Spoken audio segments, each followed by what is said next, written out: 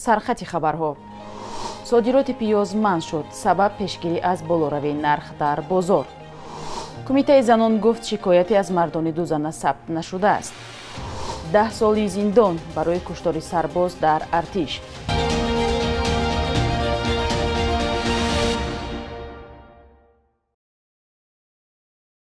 سلام بیننده های گرامی، امیدوارم خوب و خوشید. نویدی بامدادی را از دوشنبه تقدیمتان میکنیم. امروز 3 اوگوست است.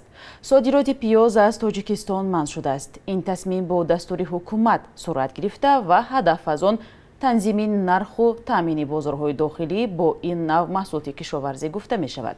مقامات اداره گمرک در ولایت سوغد درباره منع صادرات پیاز به خارج کشور اطلاع دادند. ظفر محمدیف سردار ریاست منطقوی گمرکی در ولایت سوغد در این باره ضمن نشست مطبوعاتی خبر داده هدف دستور حکومت را شرح داد. بنا به گفته سردار ریاست گمرکی سوغد حدود 2 هفته به این طرف صادرات پیاز به خارج کشور بازداشته شده است. مقامات میگویند امسال از ولایت سوغد 66,000 تن پیاز صادرات کرده شده است که این رقم در همین دوره سال گذشته 10,000 تن بیشتر بود. امسال نرخ پیاز نظر به دیگر محصولات خیلی زیاد است. از جمله 8 سامانی در بازارها نرخ دارد. این نوع سبزیجات نظر به سبزی و کارتوشکا قریب 2 برابر قیمتتر شده است. مسئولان کمیته کار با زنان گفتند هرچند دوزنگی در تاجیکستان وجود دارد اما شکایتی از این عمل غیرقانونی به آنها نرسیده است. همچنین تا به حال در معین کردن مقام زنهای دوم در تاجیکستان نیز تغییری به وجود نیامده است. هلال بی قربانزاده رئیس کمیته کار با زنان تاجیکستان گفت مردانی که دو زن دارند باید از زنهای اول خود منتدار باشند که از آنها به مقامات شکایت نبردند. دوزنگی در کشور غیر قانونی است و جزا هم دارد، ولی سالهای اخیر مسئله اجازت داشتن 2 همسر برای مردان در مطبوعات نیز بحث می شود. برخی همسران دوم شکایت می کنند که شوهرانشان آنها را ترک کردند و فرزندانشان را قانونی اعتراف نمی کنند. در تاجیکستان برای پلیگامی یا بسیارزنی از جریمه‌های بزرگ از 2 تا 5 سال زندان مقرر شده است، ولی با این گناه کم کسانی پس پنجره می روند. پیامدهای دوزنگی در تاجیکستان زیاد دیده می شود، از جمله در کوچه ماندن همسران دوم و یتیم شدن فرزندان. از بس که در تاجیکستان بسیارزنی غیر قانونی است، هیچ آماری در این مورد وجود ندارد، هرچند در هر سری قدم می شنود که از وزیر تا یک مرد عادی 2 زن دارد. دادگاه حربی شهر دوشنبه یک سرباز قسم نظامی قشون‌های سرحدی تاجیکستان را در مرگ همخدمتش عیبدار دانسته او را به 10 سال زندان محکوم کرد. دادستان کل تاجیکستان با نشر این خبر گفت در قسم حربی قشون‌های سرحدی تاجیکستان در حدود دیدبانگاه سرحدی 3 نورآباد سرباز به پیشانی همخدمتش تیر خالی کرده است.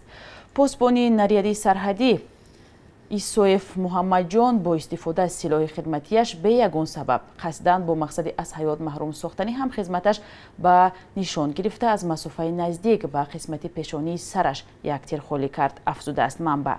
بر اثر ضربه تیر سرباز به هلاکت رسیده است. دادگاه حربی گارنیزون دوشنبه در پی این حادثه پاسبان را در کشتار گناهکار دانسته به او جزا در نمود محروم ساختن از آزادی به مهلت 10 سال تعیین کرده است. در این اطلاعیه دادستانی تاکید شده است که سربازی محکوم شده باید این مهلت را در کالونیای اصلاحی دارای نظامش سخت پسی سر کند. کاپیتان مرزبانی که در هیئت تحت رهبریش این جنایت رخ داده است با قرار دادگاه گارنیزون دوشنبه به محروم ساختن از آزادی به مهلت 1 سال حکم گرفته است. از 4 اوگوست شرکت سومون ایر پروازها را از فرودگاه شهر خزان روسیه به دوشنبه برقرار می کند. پروازها طریق هواپیمای بوینگ 737-800 با 189 جای نشست روزهای پنجشنبه انجام داده می شود. در این باره سامانه فرودگاه بین المللی خزان خبر داده است. پرواز از فرودگاه پایتخت تاتارستان ساعت 9 و رسیدن به دوشنبه ساعت 2:45 روز دیگر ذکر شده است. از دوشنبه هواپیما به سمت خزان ساعت 18 پرواز کرده ساعت 19:30 به این شهر فرود می آید. برای هر کدام از فرودگاه ها وقت محلی نشان داده شده است. وقت در تاجیکستان 2 ساعت بیشتر از وقت مسکو است. مدت پرواز حدود 3.5 ساعت را تشکیل می دهد. امکان دارد در جدول پروازها تغییرات صورت بگیرد.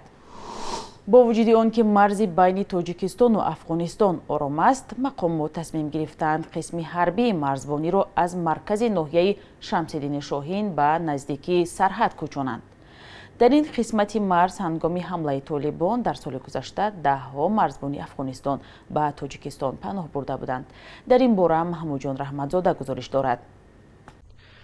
با وجود آنکه مرز بین تاجیکستان و افغانستان آرام است، مقامات تصمیم گرفته‌اند قسم حربی مرزبانی را از مرکز ناحیه شمس‌الدین شاهین به نزدیکی سرحد کوچ دهند. این کوچ با ساخته شدن قرارگاه نو در دهه یال امکان پذیر شد. در آخر ماه می پرزیدنت امامعلی رحمان به این قسم مرزبانی رفته بود. حالا مرزبان‌ها در دهه یال قرار دارند. از مرکز ناحیه به جماعت دیوات نورالدین معمولی دهه یال کوچانده است. کوچانده است. این زمان در مرکز ناحیه قسمتی اون شهر نفرای خدمت میکرد که موجود است خلاص. باقی مرکز اساسی در جماعت دیوات نورالدین معمولی. به خاطر تامین امنیت بی‌خطری مردم و اما اصلی مطلب به نزدیکترین مرز آوردن مرزبانان است. حالا بنیادی راه در این منطقه قریب 30% انجام یافته است.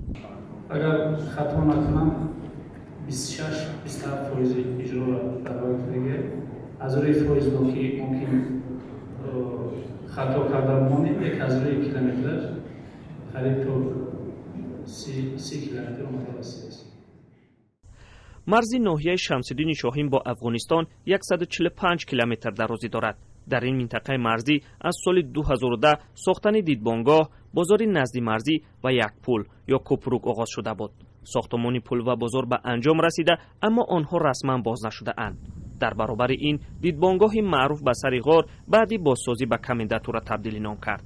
مقامات در ناحیه شمس‌الدین شاهین میگویند وضع مرز نگران کننده نیست. آنها امیدوارند که به نزدیکی مرز کوچیدن قرارگاه نیروها به منفعت کار است. در این قسمت مرز هنگام حمله طالبان در سال گذشته دهها مرزبان افغانستان به تاجیکستان پناه برده بودند. президенти қирғизистон Содир Ҷабуров фармони баланд бардоштани маоши кормандони давлатиро аз 1 августи соли равон имзо кардааст. Ба огаҳии хадамоти матбуоти президенти Қирғизистон, маоши онҳое ки дар вазоратхонаҳо, мақомоти иҷроияи маҳаллии давлатӣ, воҳидҳои ҳудуди мақомоти давлатӣ ва шаҳрдорӣ кор мекунанд, аз 86 то 151% зиёд шудааст. Барои намуна, агар мутахассиси пешбари як вазора дар Қирғизистон то 1 август 21 000 сом ё ҳудуди $250 мегирифт, пас аз 1 август маоши ӯ 49 000 сом хоҳад шуд. ин фармон маоши чӣ қадар кормандонро афзоиш додааст гуфта намешавад. бахши як рӯзи таърихро ки фарогири муҳимтарин таҳаввулоти таърихии 3 август аст, ҳамкорам Нигораи Фазлиддин тақдиматон мекунад.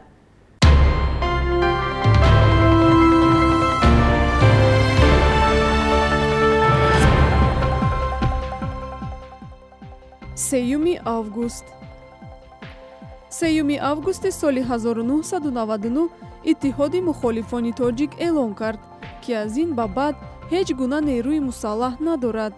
ин изҳорот 2 сол баъди имзои созишномаи сулҳи тоҷикон ва бар асоси ин созиш ба ҳукумат пайвастани аксар намояндагони мухолифон садо дод.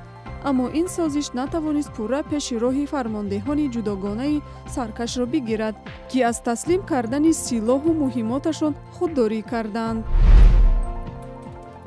3 августи соли 2015 бо дастури Кумитаи андоз ширкатҳое ки саҳмдоронашон дар минтақаҳои офшор қарор доранд ба пардохти андози 12% муваззаф шуданд. мақомот дар тоҷикистон ҳеҷ гоҳ моликони аслӣ ва маблағҳои аз тоҷикистон ба офшор ирсолшударо ошкор накарданд, чун ба қавли мунаққидон аксари онҳо наздик ба ҳукумат ҳастанд. вале бар асоси ҳисобҳои маркази таҳқиқотии Tax Justice Network соли 2013 сармояҳои шаҳрвандони Тоҷикистон дар минтақаҳои офшор аз 2.5 то 3.5 миллиард доллар баробар шудааст. бонки миллии Тоҷикистон қурби расмии асъор нисбат ба сомониро барои имрӯз 3 август чунин таъин кардааст.